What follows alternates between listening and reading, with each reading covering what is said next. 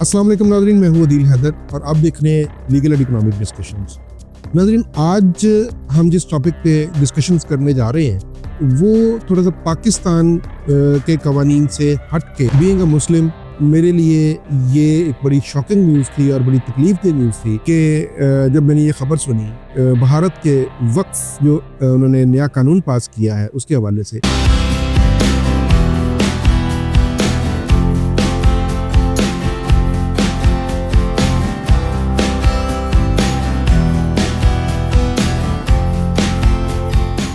भारत वैसे तो खुद को एक सेकुलर रियासत के तौर पर कहलवाना पसंद करता है, मगर ये एक उनकी मुनाफिकत है और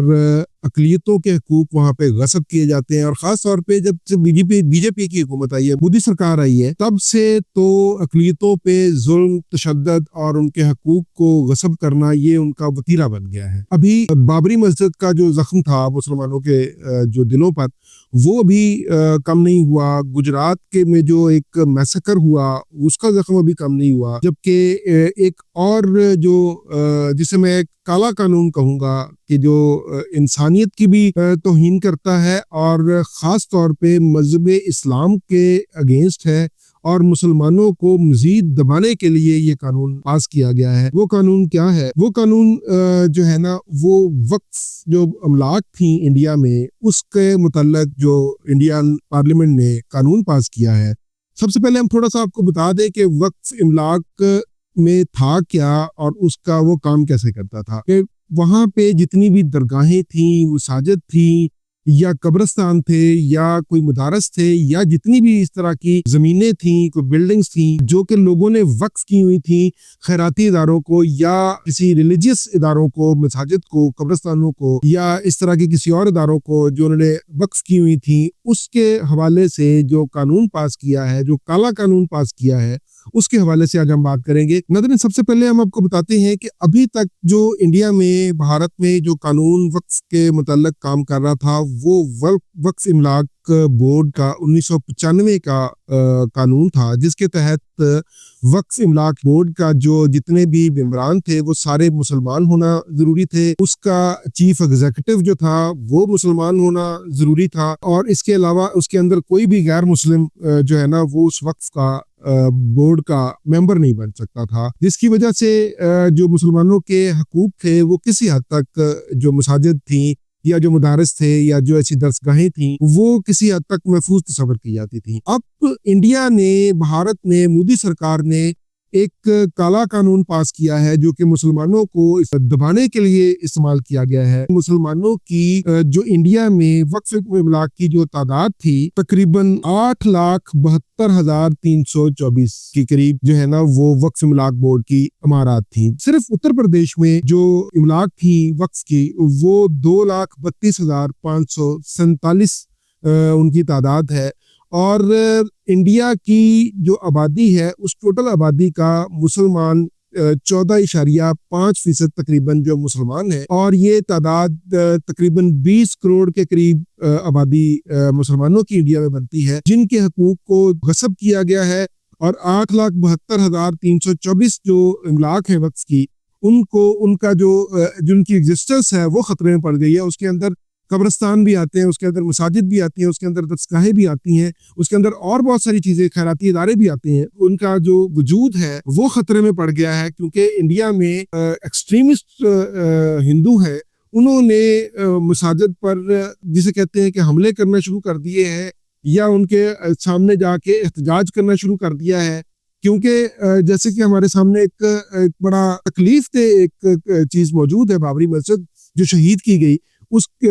हवाले से हमारे सामने ये एक तकलीफ दे तजर्बा, एक तकलीफ दे अमर हमारे सामने मौजूद है। और इसकी वजह से हमें हमारे यहाँ ये अब एक मुसलमानों के अंदर ये तशवीश पाई जाती है कि अब कोई भी जो वक्फ इमलाक की जो मुसलमानों की इबादत गाहें हैं वो हिंदुओं से, जो एक्सट्रीमिस्ट हिंदू हैं, वो RSS जो है उनसे महफूज नहीं है। ये आपको एक और भी आपको इसके अंदर एक और चीज़ जो बताएं कि पूरे इंडिया में जो वक्फ इमलाक है वो 9.4 लाख एकड़ ज़मीन है जो टोटल इंडिया में जो वक्फ वलाक बोर्ड की जायदाद है, वक्फ जो आपको पहले ही बता चुके हैं कि भारतीय वक्फ बोर्ड है वो 1995 के तहत काम करता है। अब उन्होंने क्या किया है, जो इसके अंदर तब्दीली की है, वो तब्दीली ये की है कि अब उसके अंदर जो मेम्बरान है उसके अंदर ये शर्त ख़त्म कर दी गई है कि वो जो पहले शर्त ये थी कि जो वो मुसलमान होगा वही वक्फ वलाक बोर्ड का जो मेंबर बन सकता है, वो भी शर्त ख़त्म कर दी गई है। उसके चीफ एग्जीक्यूटिव होने की शर्त जो थी कि उसका चीफ एग्जीक्यूटिव सिर्फ मुसलमान हो सकता है, वो शर्त भी खत्म कर दी गई है। जो भी दरसगाहें हैं या कब्रिस्तान है वो सैकड़ों सालों से वो चले आ रहे हैं, वो मुसलमानों ने वक्फ की हुई इमारतें हैं, बिल्डिंग्स हैं, ज़मीनें दी हुई हैं। अब उनके कागजात कहाँ पर मिलेंगे जो कि जाके अपनी ओनरशिप किसी को साबित किया जाएगा, और उसके बाद ये इसकी चीज़ की क्या गारंटी है कि वो जो इबादत गाहें हैं, जो खैराती इदारे हैं, जो मसाजिद है, जो दरसगाहें हैं, जो मदारस है, वो महफूज रह सकेंगे। इसके ऊपर जो अपोजिशन है इंडिया की, उन्होंने इसके ऊपर एहतजाज किया। और जैसे कि आपने खबरों में देखा होगा कि मणिपुर में ऑलरेडी जो है ना वो उनकी अलहदगी की तहरीकें चल रही हैं और वो बड़ी शिद्दत के साथ चल रही हैं। और अब मुसलमानों ने भी इस वक्त जो इमलाक का जो नया कानून, काला कानून पास किया है, इसके इंडिया की जो पार्लियामेंट ने, इसके ऊपर भी जो मुसलमान हैं वो इस वक्त सख्त गुस्से में है और इसके ऊपर भी एहतजाज शुरू हो गया है। ये नाज़रीन, इसके अंदर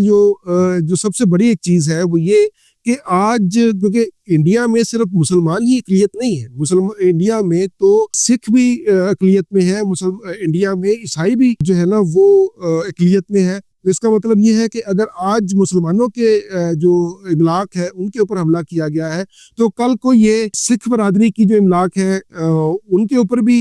ये इसी तरह का कोई अटैक करेंगे, या जो क्रिश्चियन आबादी जो अक़लियत में मौजूद है उनकी जो इमलाक है, जो उनके पास भी तकरीबन कोई 8 लाख कोई एकड़ का उनके पास भी एग्जैक्ट फिगर मैं इस वक्त मेरे ज़हन से निकल गई है, कोई तकरीबन 8 लाख एकड़ के करीब उनके पास भी जो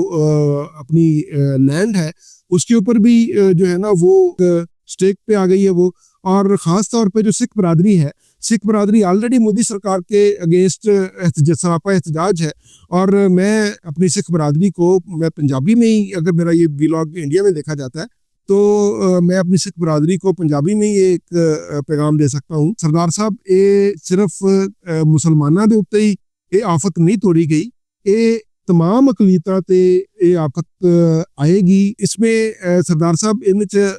तुसी भी सरापा एहतजाज एहतजाज करो, एहतजाज से शामिल हो। वो मैं अपनी क्रिश्चियन जो वहाँ पे हमारी जो कम्युनिटी है वहाँ पे इंडिया में जो अकलीत है और जो बाकी दूसरी अकलीतें हैं उनको भी चाहिए कि इसके ऊपर एहतजाज करें और इस काले कानून को वापस होना चाहिए, फिल फॉर वापस होना चाहिए। और जो मुसलमानों की जो तंजीमें हैं वहाँ पे या जो अपोजिशन है उसको इस कानून को फौरी तौर पर अदालत में चैलेंज करना चाहिए और इस कानून को ख़त्म करवाना चाहिए, क्योंकि ये बेसिकली मुसलमानों की शिनाख्त ख़त्म करने के लिए ये कानून बनाया गया है, जिससे इससे अभी आज तो मुसलमान क्योंकि अक़लियत में है वहाँ पे उनकी शिनाख्त ख़त्म की जा रही है, उसके ऊपर एक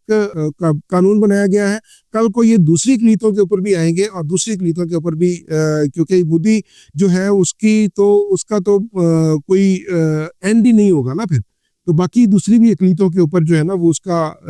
जो असरअंदाज होगा वो उसके ऊपर भी कोई वो गस्ब करने की उनकी प्रॉपर्टीज़ या उनके जो मजहबी अकायद है उनकी उनको भी गस्ब करने की प्लानिंग करेंगे। इसलिए मेरा आज का ये व्लॉग करने का अपने बिल्कुल उससे हट के मकसद ये था कि हम एक एहतजाज जो है ना वो सदाए एहतजाज बुलंद कर सकें, ताकि इंडिया में जो रहने वाले मुसलमान हैं या जो दूसरी अक़लियतें हैं उनके साथ हम इज़हार यकजहती कर सकें। और इस काले कानून की हम सख्त मज़म्मत करते हैं और इस काले कानून को जल्द अज जल्द जो है ना वो अदालतों से इसको ख़त्म होना चाहिए। आज के लिए इतना ही, इजाज़त दीजिए, अल्लाह हाफ़िज़।